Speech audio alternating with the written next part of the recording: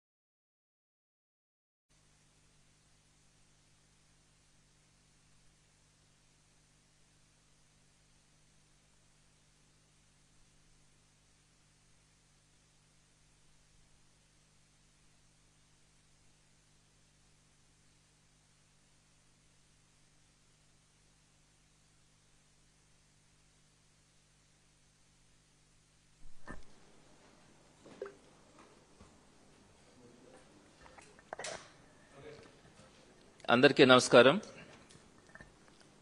సుమారుగా 3.5 లక్షల మంది డిఎస్సి పరీక్ష రాసినటువంటి అభ్యర్థుల పడుతున్నటువంటి వేదనను, వారికి జరిగినటువంటి అన్యాయాన్ని వైఎస్ఆర్సీపీ వారి పక్షాన్ని నిలబడి వారి గొంతుకుగా గత కొంతకాలంగా పోరాడుతా ఉన్న విషయం కూడా అందరికీ తెలిసిందే. అయితే ఏదైతే నష్టపోయినారో అభ్యర్థులు, వారి విషయాల్ని ప్రభుత్వం దృష్టికి తీసుకొచ్చినప్పుడు అధికారుల దగ్గర ప్రెస్ మీట్ పెట్టించడం అన్నది ఈ మధ్య ఆనవాయితీగా జరుగుతూ ఉంది. ఎప్పుడూ ఎక్కడా కూడా ఈ 2 సంవత్సరాల్లో అధికారులు మాత్రమే రెస్పాండ్ అయినటువంటి పరిస్థితి చాలా తక్కువగా ఉంటుంది. మరి ఈ టైంలో అధికారులు కూడా ఏ విషయంలో కూడా స్పష్టత లేకుండా, అంటే ఫర్ ఎగ్జాంపుల్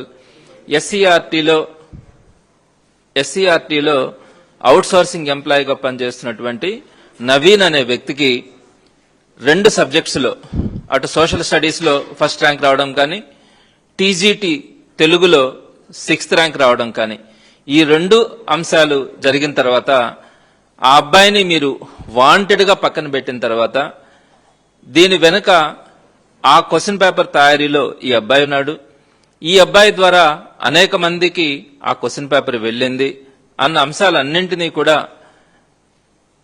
ప్రజల దృష్టికి కూడా తీసుకురావడం జరిగింది. అయితే ఈ అంశం మీద ప్రిన్సిపల్ సెక్రటరీ గారు ఈ మధ్య మాట్లాడుతున్నటువంటి అంశం ఏంటంటే దాటవేత ధోరణి, అది కోర్టులో ఉంది, దానికి ఇప్పుడు సమాధానం చెప్పలేం అనే పరిస్థితిలో ఆయన మాట్లాడడం కూడా జరిగింది.